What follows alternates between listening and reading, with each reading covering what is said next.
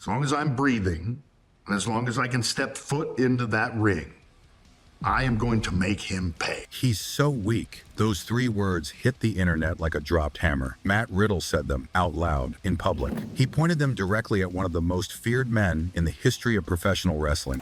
You're next. Bill Goldberg, the man with the spear, the man with the jackhammer, the man who ran through 173 opponents without tasting a single defeat, the man whose entrance music made grown men in arenas lose their minds before he had even stepped through the curtain. Goldberg was a phenomenon. He was not a wrestler who became a star. He was a star who happened to wrestle. His first year in WCW was unlike anything the business had produced before or since. Squash after squash, win after win, the streak growing larger every single week. Nobody touched him, nobody slowed him down, nobody even came close to making him look like a human being. He was the most dominant force in professional wrestling, a genuine monster built from real athletic intensity and sheer physical force. Guess what, son? You're next.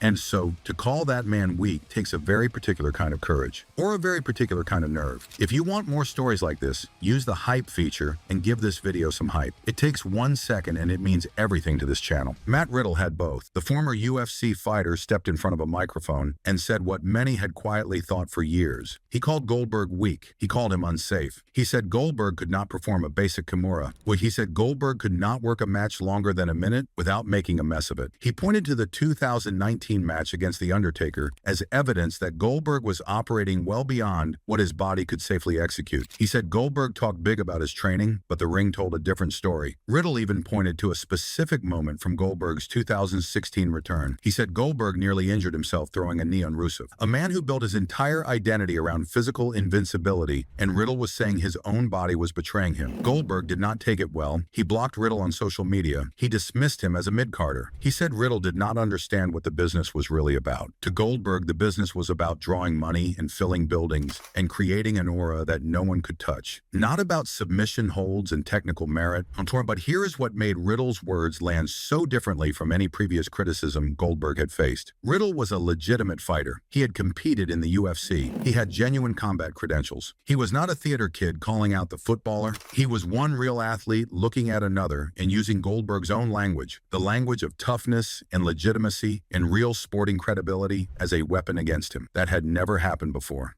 And Goldberg had no clean answer to it. That confrontation opens something important because it tells us that the man who built his career on calling out weakness in others had a long, specific, very personal list. And that list stretched back years before Matt Riddle ever said a word. To understand the list, you have to understand where Goldberg came from. Before the pyro, before the smoke machine, before the streak began, there was a footballer from the University of Georgia, a man who made 348 career tackles, 9th in the school's history, and earned a place in the Junkyard Dog Club back in 1987. A man who was drafted in the 11th round of the 1990 NFL draft by the Los Angeles Rams. Pick number 301. That is not the position of a superstar. That is the position of a man grinding just to make the roster. He played 14 games for the Atlanta Falcons between 1992 and 1994. The people around him described him as more intense than meaningfully productive. He had fire.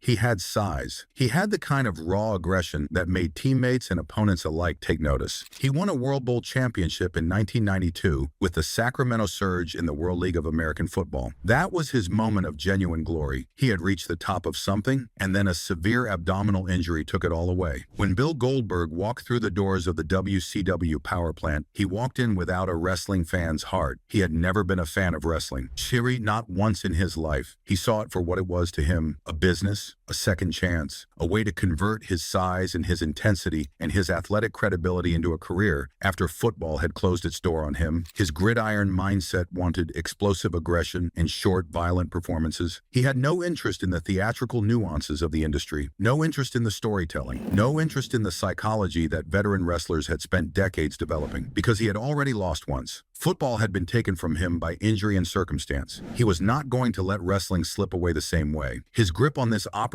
opportunity was going to be white-knuckle tight, and anyone who threatened his image, his aura, or his position was going to be viewed through a very specific lens. That lens had three shapes. The first shape was what the research calls technical exposure. That is when a wrestler with real craft uses their skills to highlight what you cannot do. When someone changes the conditions mid-match and leaves you looking confused or limited in front of thousands of people. The second shape was political fragility. That is when someone relies on backstage alliances and locker room power rather than actual drawing ability to protect themselves. When politics replaces performance. When who you know matters more than what you can do. The third shape is the divide Goldberg always felt most deeply. He called it the stallion mentality. It was the gap between what he saw as real athletes with legitimate sporting backgrounds and what he dismissed as theater kids. People who had grown up watching wrestling from their sofas, dreaming of the lights, and who had never competed in a genuinely physical arena in their lives. Every name on his list fits into one of those three shapes. There are 10 of them, and we are going to go through them from the bottom up, starting at number 10 and working our way to the name that stands above all the others. Number 10, Asuka. Asuka never had a physical confrontation with Goldberg. She never crossed him in a locker room. She never called him out in a promo. Their conflict was entirely philosophical, but philosophy to Goldberg mattered deeply, and he made his feelings about Asuka's undefeated streak very clear. Asuka built one of the most celebrated undefeated streaks in recent WWE history. Her run in NXT and on the main roster was praised widely. Her matches were intense and well-constructed. She was a compelling performer who could work long, physical bouts and make audiences genuinely care about the outcome. Her matches often ran between 10 and 15 minutes. She would sell. She would fight from underneath. She would look beatable for stretches before ultimately finding a way to win. To most observers, that was great wrestling. To Goldberg, that was the problem. He made public comments suggesting that modern streaks were manufactured, that they lacked the organic, real magic of his own 173-0 run in WCW. He believed a streak was only legitimate if it was backed by total visual dominance, by the image of a performer who walked in, destroyed the opponent in seconds, and walked back out. Clean, decisive, no selling, no vulnerability, no drama, just overwhelming power. In his view, allowing a streak holder to look at all beatable, even briefly, even in a match that the streak holder ultimately won, was a weak booking decision. It undermined the entire concept. It told the audience that the performer could be touched, and once you knew they could be touched, the mystique was gone. He saw dominance as a binary thing. Either you were an unkillable force or you were not. There was nothing in between. There was no room for storytelling within a streak. If you sold for 12 minutes before getting the pin, you were already, in his eyes, defeated in spirit. The streak meant nothing because the audience had already seen what beating you might look like. This thinking tells us something important about how limited Goldberg's worldview had become by this point. Asuka was a phenomenal athlete. The audiences watching her matches were emotionally invested. They cared about what happened. They felt the tension. They experienced something real. But Goldberg could not see past his own template. A template that was built for a very specific time and a very specific context in WCW in 1998. He was applying a rule book that was never written for longevity or craft, and he was treating it as though it were the only rule book that had ever existed. Think about what that means for a moment. Goldberg's own streak ran for 173 matches. He did not build those victories through 10-minute technical battles. He built them through short, violent, decisive performances. That was the entire point of what he did. And the power plant system that trained him was designed around exactly that model. Get in, hit hard, get out. Do not give the audience time to look closely. So when Goldberg looked at a streak built on longer, more complex bouts, he could not compute the value. He only had one model, and anything outside that model was by definition not right. That narrow vision was not a strength. It was the clearest symptom of a man who had never had to expand his game. Number 9, Sid Vicious. Sid Vicious was physically enormous, a genuinely intimidating presence. A man who Vince McMahon himself reportedly believed had the potential to be the next great star of professional wrestling. McMahon was prepared to hand him the keys to the kingdom, to make him the face of the company. Sid chose softball instead, not as a quiet hobby, not as something he squeezed in on a rare day off. Because Sid was so committed to his local softball league that he famously called in sick to WCW and WWE events to go and play. A man on the verge of being given everything that professional wrestling had to offer, walking away from it to play an amateur sport in a park somewhere. Goldberg understood not being a lifelong wrestling fan. He had never been one himself, not for a single day of his life. But Goldberg protected his position in the business with absolute ferocity, where every decision he made was shaped by the awareness that this was his second chance, and he could not afford to waste it. He showed up, he worked, he guarded his spot with everything he had. had, because if this career ended the way the football career ended, there was no third chance coming. Sid had been handed what Goldberg had fought to build, and he was treating it carelessly. He was prioritizing a local amateur tournament over a high-paying professional career that could have made him a legend.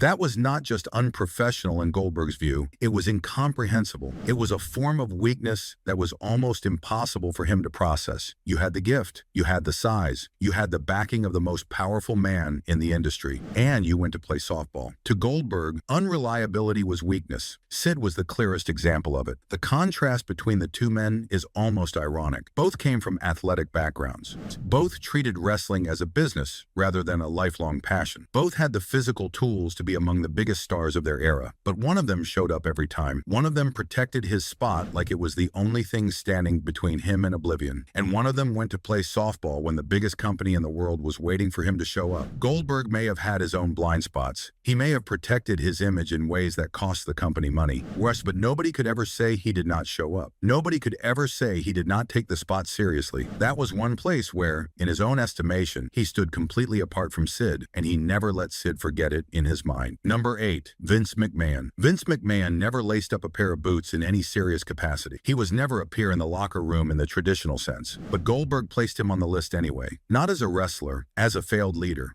Goldberg arrived in WWE in 2003 with genuine momentum. His first appearance was a triumph. He defeated The Rock. The crowd responded enormously. The potential felt enormous. The question was whether WWE could build on it properly. Within months, Goldberg was convinced they could not, and he placed the blame squarely on the man at the top. His reading of the situation was straightforward. He had agreed to a specific contract with a specific number of appearances. He was going to honor that contract and nothing more. McMahon reportedly wanted more dates than the contract specified. Goldberg refused, and in Goldberg's view, that refusal infected everything that followed. The booking became flat. The momentum dried up. The opportunities narrowed, and Goldberg believed it was personal. He said McMahon did not really understand the Goldberg product, did not understand what had made him a star in WCW. We did not understand that the recipe was simple, and the recipe worked if you followed it. Instead, McMahon let a business disagreement bleed into the creative decisions. He let a personal grudge turn a valuable asset into a wasted one. To Goldberg, a strong leader takes what they have and maximizes it. A weak leader lets ego and personal feeling corrupt the business. McMahon, by that measure, had been weak. Goldberg left the company in 2004 and would not return for over a decade. And in all the years between those two stints, he never softened his view of how his first WWE run had been handled. The bitter irony in all of this is that both men had a point. McMahon was running a company, not a Goldberg preservation service. He needed his talent to be available and cooperative. Goldberg was honoring a contract and expected the company to honor the arrangement on their end too. Neither one of them was entirely wrong, but neither one of them was entirely right either. And the audience, the people who had paid to see Goldberg be Goldberg, were the ones who got the worst version of a situation that two stubborn men could not resolve. That is the thing about executive weakness, as Goldberg defined it. Sometimes it looks a lot like two mirrors facing each other, both reflecting back the same problem with a different face on it. Number 7. Scott Hall. Scott Hall was one of the most charismatic performers of the 1990s. The NWO persona in the Razor Ramon history, the toothpick, the coolness that nobody else could quite manufacture the same way. He had genuine star quality and the crowd always responded to him. But inside the locker room of late 1990s WCW, Hall was something else as well. He was a political gatekeeper, and Goldberg had zero tolerance for gatekeepers. The NWO created a specific culture, a culture of insider loyalty and outsider testing. If you were not part of the group, you were going to be made to feel it.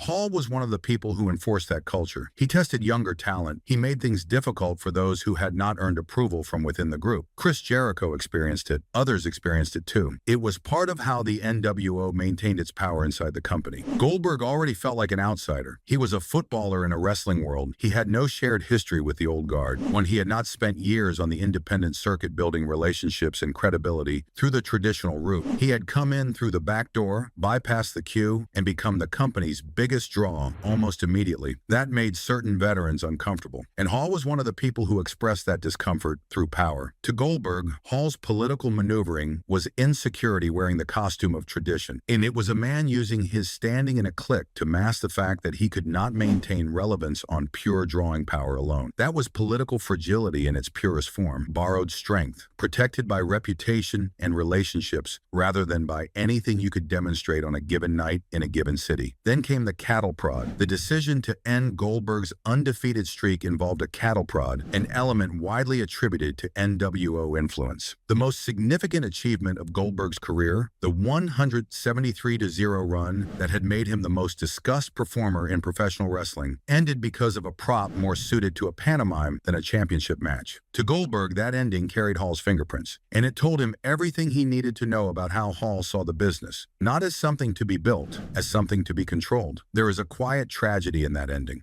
Goldberg had achieved something genuinely rare. An undefeated streak at that scale, run that long, in front of audiences that large, was not manufactured or manufactured feeling. It had real electricity, real audience investment, real cultural impact, and the people with political power in that locker room decided to end it with a cattle prod because they could, because they had the influence to make it happen, and they used it. That was Hall's version of strength, and to Goldberg, boy, it was the worst kind of weakness there was. Number 6. Kevin Nash. No one on this list occupies a stranger position than Kevin Nash, because Nash was not just a critic or a political rival. Nash was the man who sat at the booking table and decided how Goldberg's biggest chapter would end, and Nash was the man who performed that ending. At Starrcade 1998, Kevin Nash ended the streak. He booked the match and he wrestled it. The undefeated run of 173 consecutive victories was the achievement that had been the foundation of Goldberg's entire identity in professional wrestling was over. And the man on the other side of the ring was the same man who had decided in the first place that it was time for it to end. Nash's reasoning, as he presented it, was that the streak had become a handicap. He argued it had boxed Goldberg into a creative corner where every week was just a countdown to an inevitable loss. He believed that humanizing Goldberg,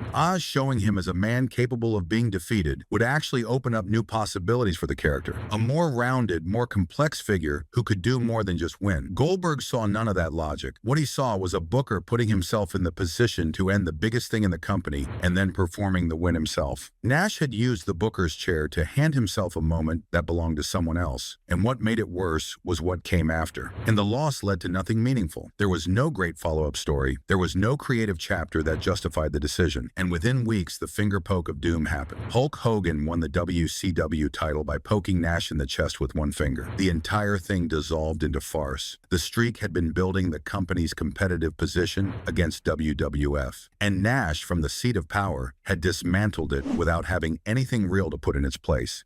A strong booker protects the company's biggest draw. A weak booker uses the company's biggest draw to serve his own ambitions. By Goldberg's reckoning, the verdict was clear, and the numbers backed the feeling up. WCW's competitive position against WWF had genuinely improved during the streak period. Goldberg was drawing eyeballs and bodies into buildings at a rate that few performers had managed. The streak was not just a storyline, it was a business engine. When Nash ended it and nothing of substance replaced it, WCW did not recover. The slide that followed led eventually to the end of the company entirely. Goldberg never claimed the finger poke of doom caused the death of WCW all by itself, but he did believe that the decisions made around his streak, the careless handling of the most valuable thing the company had, were symptomatic of a leadership culture that prioritized ego over sustainability. Nash was not the only person responsible, but he was the one sitting in the booker's chair when the wrong call was made. Number 5, Triple H. If Kevin Nash was the man who ended the streak, Triple H was the man who buried what came after it. That was Goldberg's version, and Goldberg held on to it for years. He arrived in WWE in 2003 full of possibility. His debut was electric. He defeated The Rock. The crowd was alive. The return of the streak feeling was in the air. When everything suggested that WWE was going to build something significant around him, and then week after week, the momentum began to fade. Raw was Triple H's brand, and Triple H, in Goldberg's view, was running it for one person's benefit, his own. The match at SummerSlam 2003 brought things into sharp focus. Goldberg had dominated the Elimination Chamber match. He had looked like the most powerful force in the building, and then Triple H pinned him.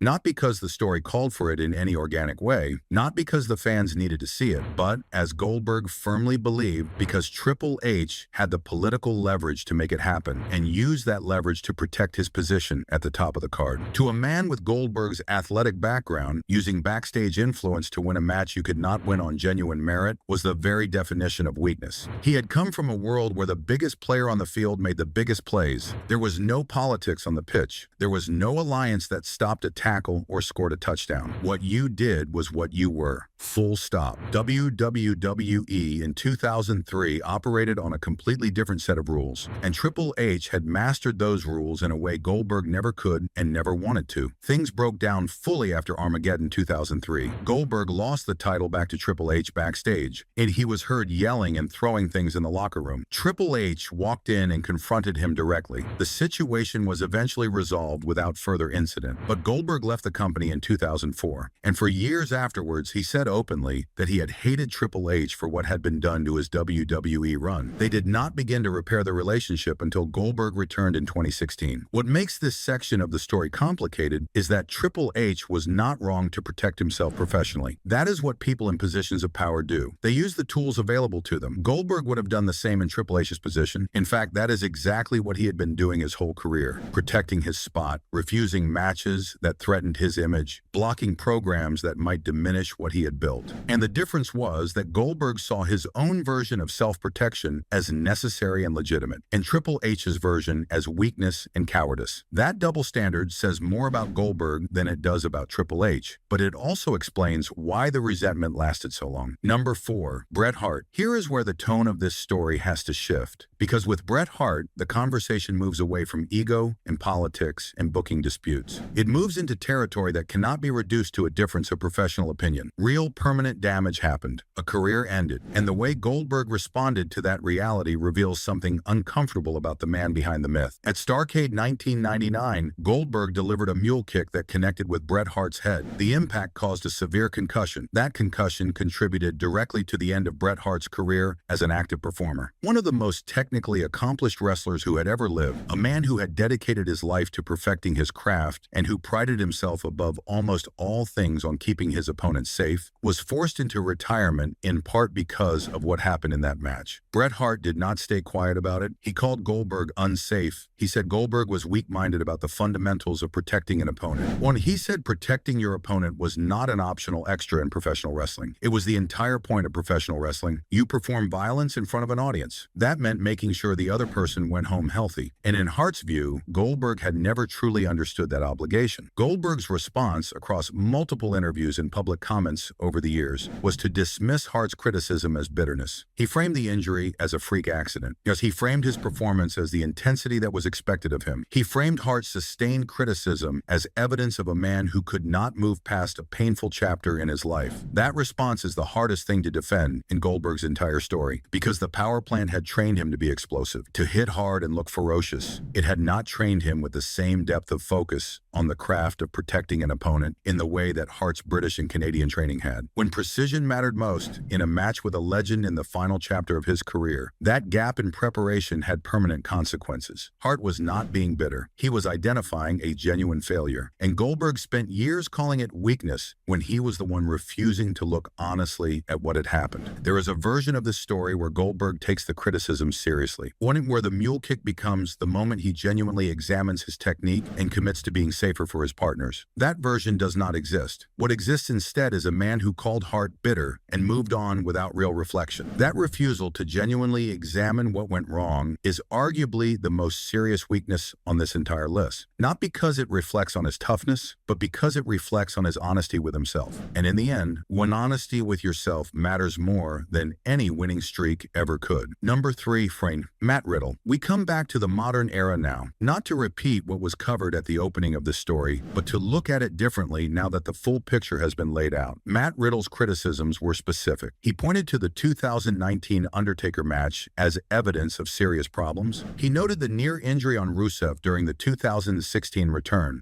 He said Goldberg could not perform fundamental submission techniques. He said Goldberg could not work a substantial match without serious errors. He made those criticisms publicly and without softening them. Goldberg blocked him, called him a mid-carder, said he did not understand what the business was truly about. But look at this through the lens of everything else on this list. Goldberg had spent his entire career using the language of real toughness and legitimate athleticism to elevate himself above the rest of the locker room. He had dismissed Jericho for being a cruiserweight. He had resented Nash for ending his streak. He had hated Triple H for using politics instead of performance. He had framed every conflict in terms of who had genuine toughness and who was pretending. And then came Riddle, a man with more legitimate fighting credentials than Goldberg had, and a man who had actually competed at the highest level of combat sport, using Goldberg's own language, pointing it back at him, saying by your own standards, you do not measure up. Goldberg had spent years being the one who handed out the weak label, and now the label was being handed back. He had no clean response because the argument was built on his own foundation. He blocked the conversation instead. That says more than anything else could. There is one more layer worth noting here.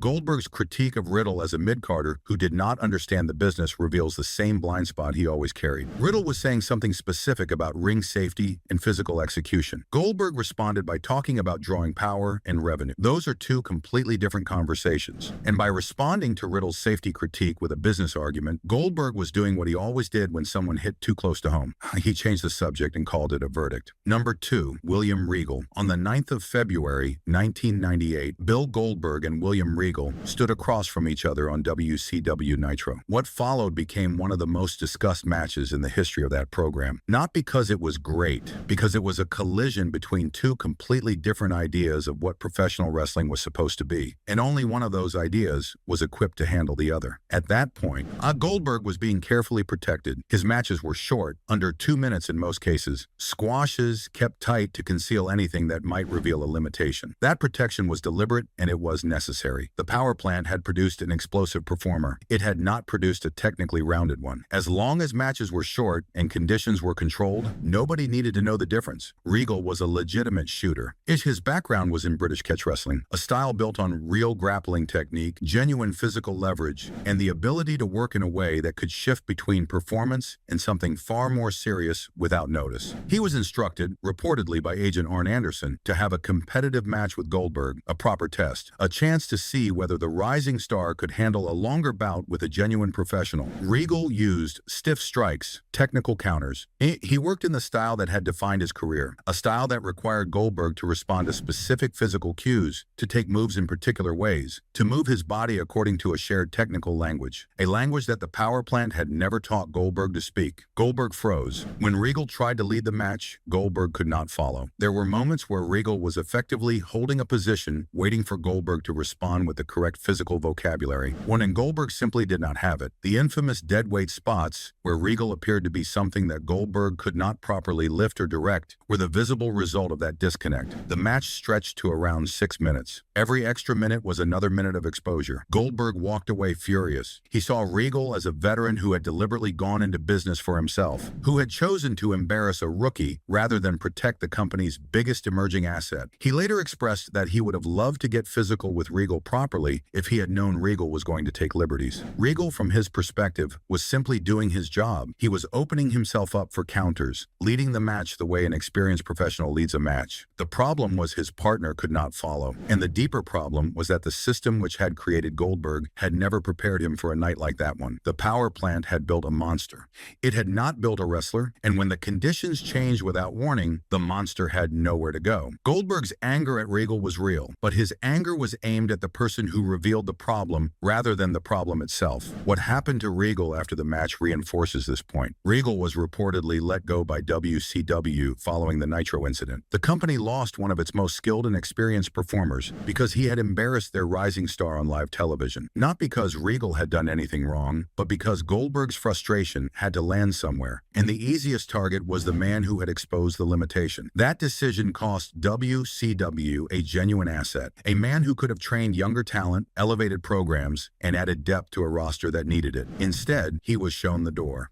That is the real price of putting a myth before a business. Number 1, Chris Jericho, the top of the list. The conflict with the longest history, the most layers, and the most revealing conclusion. Chris Jericho and Bill Goldberg are two men who never really belonged in the same professional world, not because of talent, but because of philosophy. And the gap between those philosophies cost WCW money, shaped both of their careers, and eventually ended in a locker room corridor with one of the most embarrassing moments of Goldberg's adult life. Back in WCW, Jericho could see clearly what was in front of him. Goldberg was the most over babyface in the company. The crowd adored him. And Jericho, the sharp, creative, endlessly inventive heel, saw the money immediately. He started building a program without even getting permission. He portrayed the ultimate chicken shit heel, running from Goldberg every week, mocking him mercilessly, hiring a personal security guard named Ralphus to protect him, even using a lookalike to spoof Goldberg's own entrance. He was doing everything right. He was generating genuine heat and genuine interest and genuine anticipation from the audience every single week. The fans were already buying into it. The payoff match would have drawn serious money for a company that was losing its war door with WWF. It was exactly the kind of creative angle that WCW needed to generate without having to spend enormous money on outside talent. Goldberg said no. He refused the payoff match completely. He told management that Jericho was a cruiserweight and that working a serious program with him would dilute his aura, that the audience would see Goldberg in a meaningful match with a smaller performer, and the mystique would crack. In his view, Jericho was not worthy of a main program with him. Full stop. While this was not about Jericho's ability in the ring, Jericho was an elite performer. Everyone in the building knew it. It was about Goldberg's iron certainty that his image required a specific kind of opponent, a certain size, a certain status, a certain physical presentation. Jericho did not meet those criteria, and Goldberg was not going to bend those criteria for anyone, not even for money, not even for the company. Jericho eventually left WCW and went to WWF, where he went on to become one of the most decorated performers in WWE history. The program that could have happened never did. The money was left on the table, and the creative opportunity was handed to a competitor. Then came 2003. Both men were now in WWE. The locker room brought them back into the same space, and one night Goldberg was overheard loudly complaining to Kevin Nash. He was saying that Jericho did not know how to sell or how to work. He was saying it loudly enough for multiple people to hear. Jericho heard it. He walked over. He challenged Goldberg to explain himself to his face rather than through a third party. Goldberg snapped. The situation turned physical, and Jericho, the smaller man, the cruiserweight, the performer Goldberg had dismissed for years as unworthy of standing in his ring, neutralized Goldberg with a front-face lock. The man who had built his entire identity around physical invincibility was controlled by the man he had spent years calling unworthy. And when the moment came for Goldberg to say something meaningful, something that justified years of dismissal and contempt, this is what came out. "Your mother's a goof." That was it. Booker T and the other people in the area reportedly laughed. The moment deflated entirely. The myth in that corridor, in that instant, was punctured in the most undignified way possible. Jericho had seen through him from the beginning. He had seen a man who was performing strength rather than possessing it in every dimension. And when the performance was stripped away, what was underneath was not the monster. It was a man with no better answer than an insult that would not have survived a school playground. And here is the final painful irony of this particular conflict. Jericho went on to have one of the longest and most celebrated careers in professional wrestling history. He reinvented himself multiple times. He moved between companies. He stayed relevant in an industry that chews up most performers and spits them out long before they approach 40. He did all of that because he had depth, because he could adapt, because he was not dependent on a single myth that could only survive under perfect conditions. The program that Goldberg refused,